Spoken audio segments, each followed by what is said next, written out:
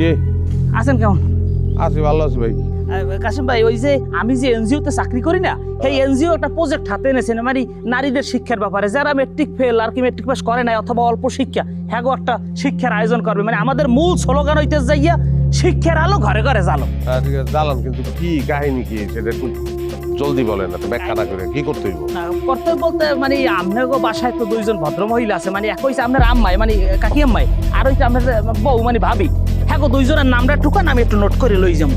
আমার বউ MA pass, আর পড়ালেখা করার দরকার নাই। কাশিম ভাই, এইটা কিন্তু আপনি একটা আমার লাগে মজা করলেন। ভাবি যে 9 পাস করছে হ্যাঁ, কিন্তু আমি জানি ভাবি নিজেই কথা আমার লাগে কইছে। আচ্ছা হইছে, এখন কি করতে হইব এটা কর। করার লাগে বলতে ওই যে একটু ভাবির আর কাকি আমার নামটা ঠুকন। আমার নাম রোকেয়া বেগম। রোকেয়া বেগম। আর আমার বউর নাম শিউলি। শিউলি বেগম।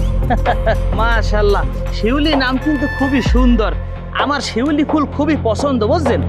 আপনার কপাল আল্লাহ দেশে, যেরকম ভাবির চেহারা সুন্দর সেইরকম নামটাও সুন্দর। আপনি কিন্তু লাকি আছেন। ওই তুই কি মহিলাকে শিক্ষা দিতে আইছস, না সুন্দরী প্রতিযোগিতায় নামাইতে আইছস? কাহিনী কি? হ্যাঁ, ঘরে ঘরে আগুন জ্বালো না? এটা আপনি এটা কেমন কাম করলেন কাশেম ভাই? এটা কিন্তু আপনার ব্যবহারটা ঠিক হয় না। ওই তোর লোক কেমন ব্যবহার করবো? এনজিও কর্মী সেজা সাইকেলে টুকটাক বেল বাজে গ্রামের মধ্যে ঢুকে পড়ছো।